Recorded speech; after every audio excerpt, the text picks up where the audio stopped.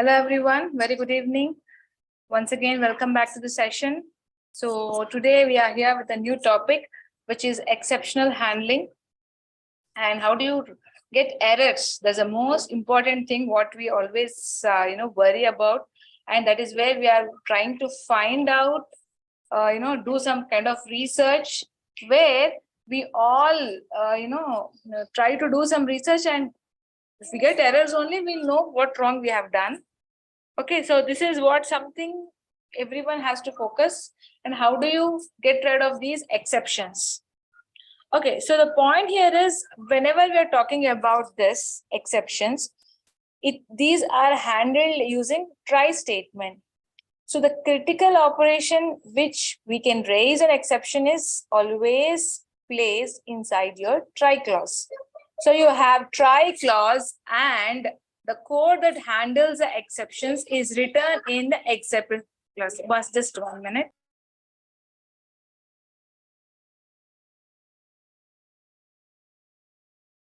Yeah, sorry. So when we are taking this, we can just choose what operations we can perform once we can put the exception here.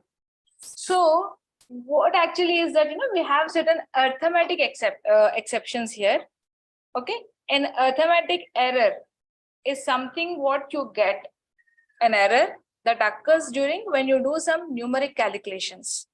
So when you're doing certain numeric calculations, this arithmetic error types in Python, they include the very famous zero division error, okay, overflow error, like floating point error, right?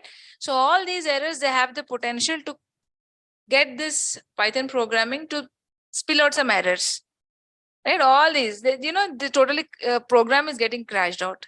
So because we do not want our code to fall as a result of this improper input given by the user is not giving the proper required input. Because of that reason, these errors are getting raised. So it's very, it's very difficult for us to capture and, to even give one particular hint to the user that this is the error you are doing. You have to recorrect it. Every time, see here, when we say you have entered a wrong input, what will happen? He doesn't know what wrong input he has done. He is giving the same input, whatever he has in his mind. But he will not check, and we have to give him a hint saying that this is wrong you have done. Okay, so you have to correct this. That's where these exceptions are going to help us. If he is giving a certain error related to zero division error, okay, so what we can do is we can just pass an exception saying that if there is an error with respect to arithmetic error, your code is having an error. The input what you have entered is an error.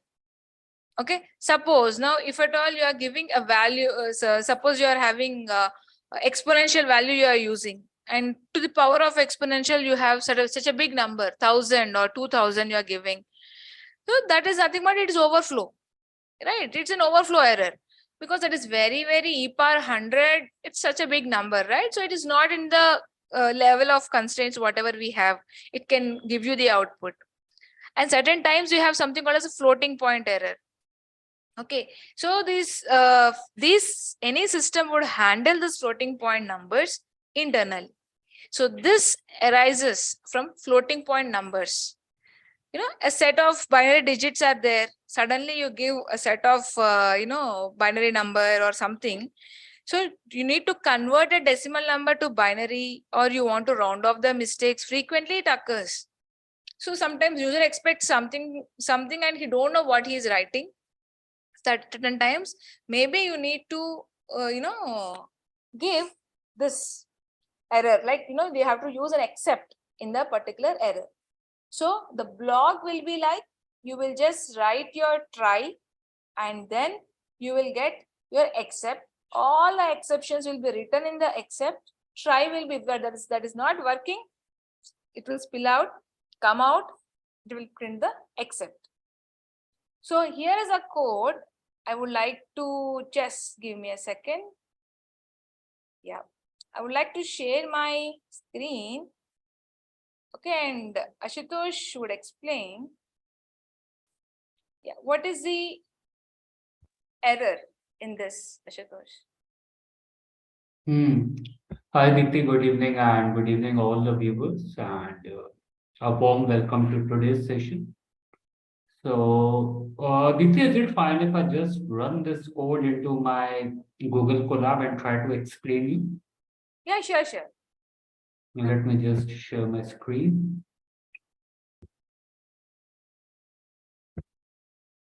Okay, let me pause that. Yeah. I hope my screen is visible. Yeah.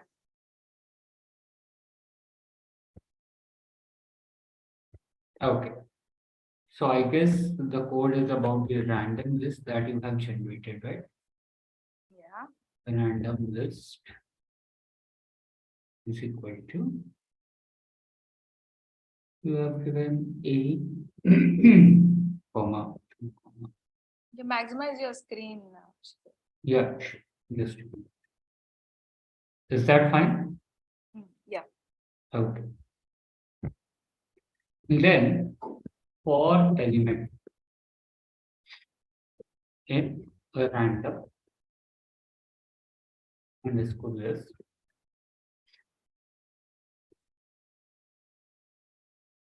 right? Wait.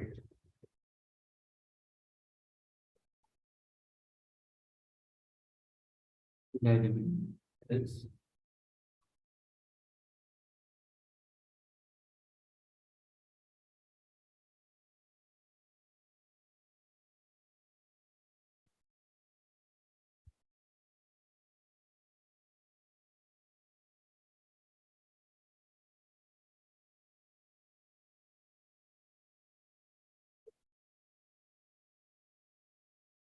and then x is equal to int element plus 1 Element NT. element plus 1. This is where I'm sensing that you might be getting an error, but just let me run this. I think print element plus 1 is where you will be having some issue.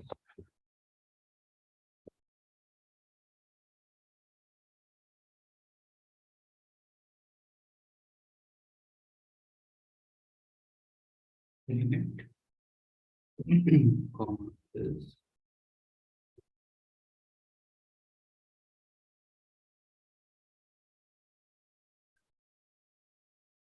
so let me just run this. So the error that you are getting over here is type error. And type error is an error that basically occurs when the data type of objects in an operation is inappropriate. So if I were to give you an example, so dividing an integer with a string could be a probable example of that. So the code that you shared over here, a for loop is executing through the list, which is trying to increment the value of each element of the list by 1 and storing it into the variable x. So when we say x is equal to int element plus 1 over here in this line, what will happen?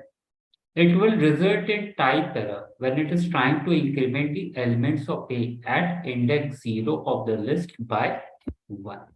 Why? Because the reason behind this is because A is of type string and we cannot add an integer to a string. So that is the reason why you are getting your type error over here. Oh, yeah. So whatever, now see, the user definitely he'll not know that, that is something, the user is not giving appropriate input, right? The x is not x. So we are writing some error in the code where x is equal to int of element plus 1. So you are saying that line, anyway, we in collab will get to know that what is the error because it's the red line there, right? Exactly. So it is resulting in the type error because it tries to increment that particular A at index 0 with list 1. Exactly. Right? List 1. So A is something which is a type string. Type string. You cannot add integer to it, right? Yeah, We cannot add a integer to it. Right. Okay. So yeah, Ashutosh. So next question here is, let me share my screen.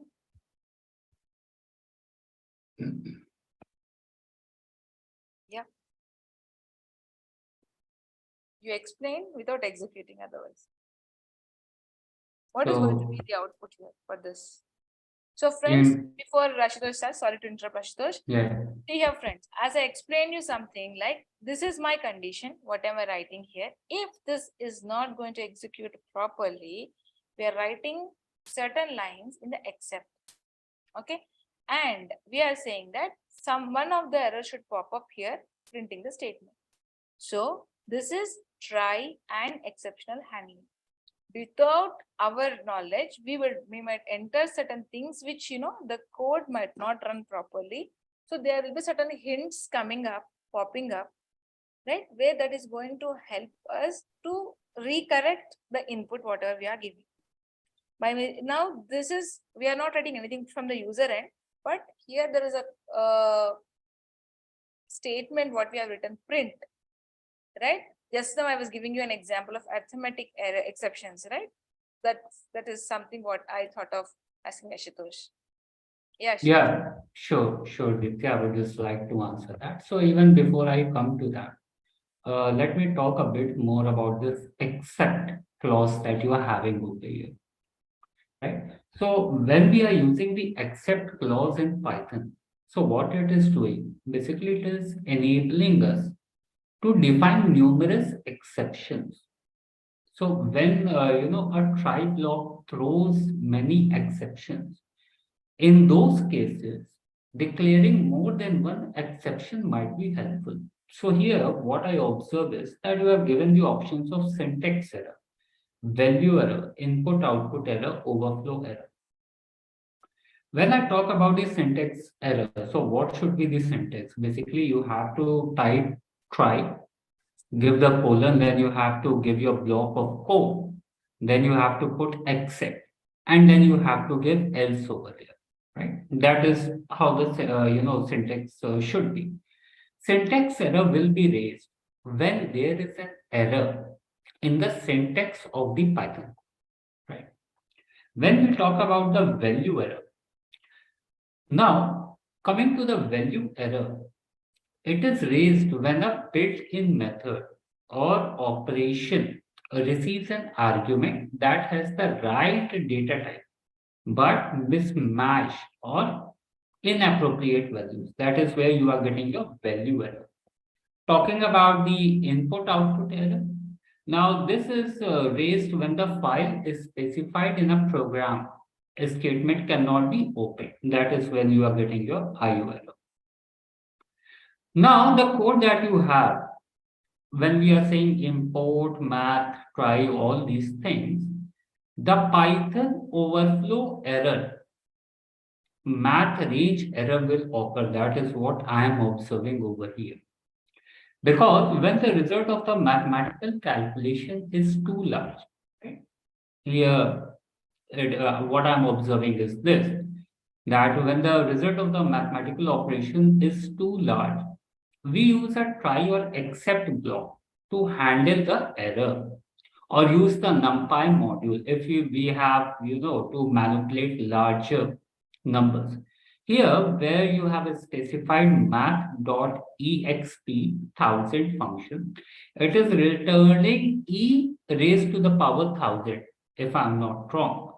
So where 1000 is the argument that you have passed and e is the Euler's number. So it returns overflow error. So math range error is the output. That is what I think should happen. Okay, now you can execute and show me. Yeah, sure. Just allow me to share my screen. I stop.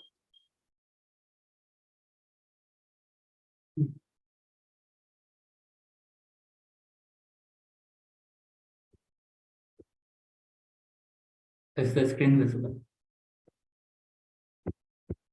Yeah. Okay. So import math. try colon print math dot txt and 1000.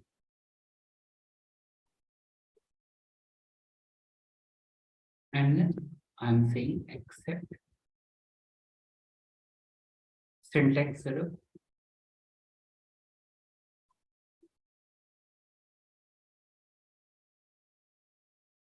comma value error,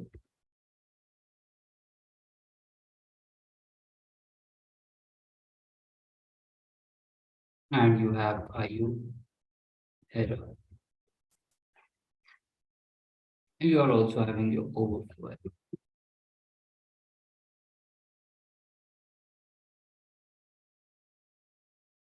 As and then print.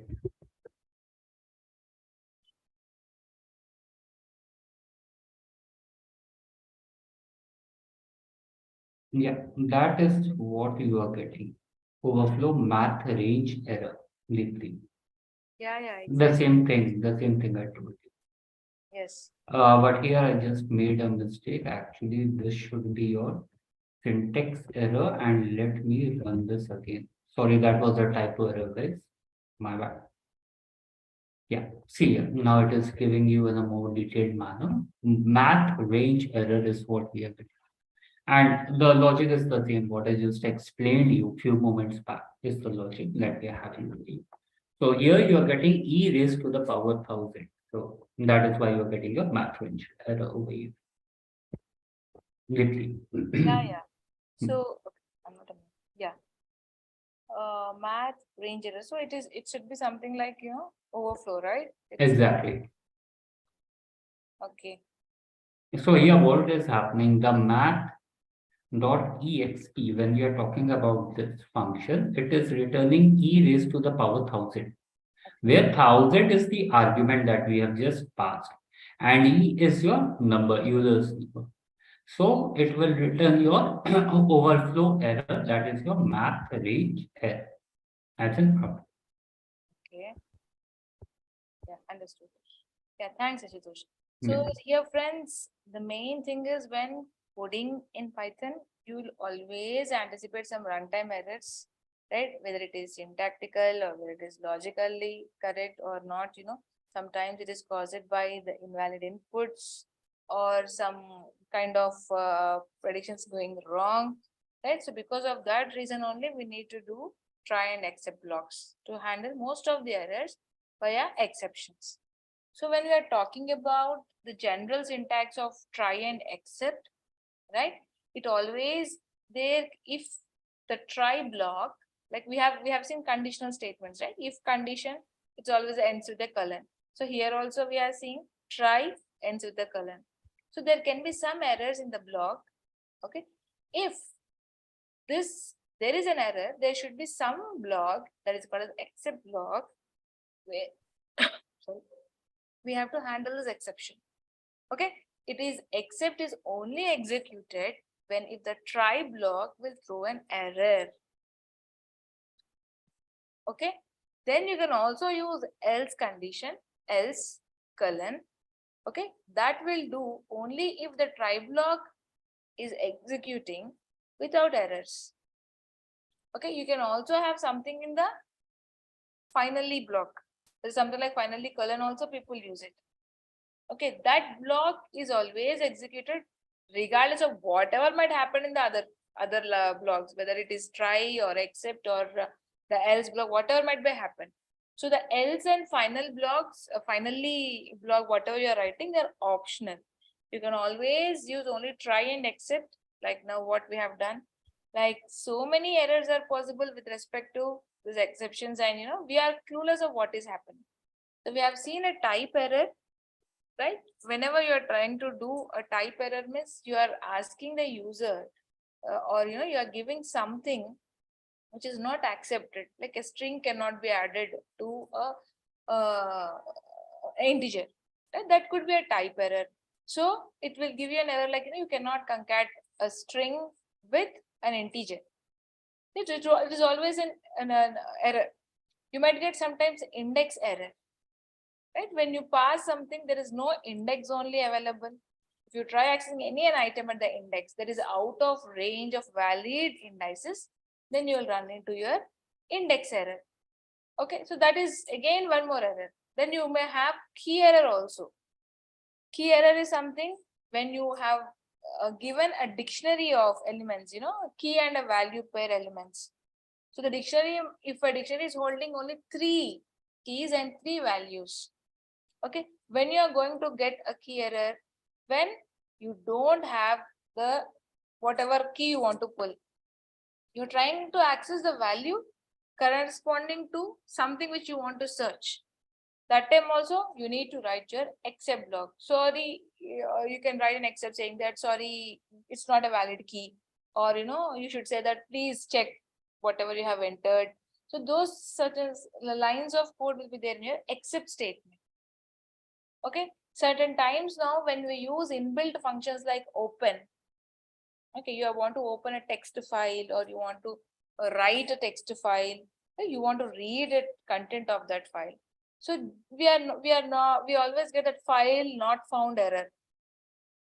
Okay, file not found error is going to get. So by the time when you used your try and except, you try opening a file using try block, you handle this file not error function in except block. You say that whatever you are trying to find out, my dear user, it is not existing, does not exist. So if try block succeeds, no worries at all. Yes, it will directly read it. It will give you the output in the console. You are happy with that, right? But except statement should be there anytime, because it is giving us a hint that something is going wrong. What is going wrong, we should be aware of. As a developer, we have written the program, we should know that, okay, even if you are not from new to this, or someone who is not good with this subject also will get some hint saying that, okay, this is wrong I have done. Because we cannot expect each and every person to be a programmer, or those who all the people will know Python. And if you write, like, you write comments the same way, certain time, this also is going to help us to solve many problems. Finally, the block what is not required, but still you can use it as a finally block. Okay, so that you will not do any wastage of resources. Okay, so what is happening here? You just say that, okay, you just close the file, finish. If none of the things are executing properly, it will directly come and execute the final block. So it says that, okay, this is not available, so we do that. Finish. Okay, yeah. So finally, Ashutosh, I would like to share my screen. Yeah, Dipti. This one. Hmm. You can check. There is something which it's eye-catchy. Can you share this code to me? Yeah.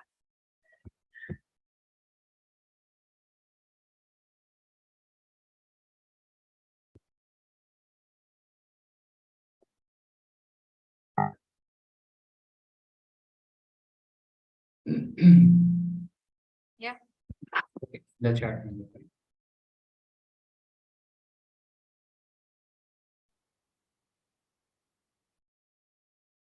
So what do you exactly want me to do in this? There is an error, or it is going to execute something, or it is going to give me the output. Okay. Just allow me to run this code. Yeah, you can run summary. I guess it is showing me invalid syntax, Dipti. Okay, why? Syntax errors, okay. Yeah, syntax error is there. Let me just share my screen. Okay.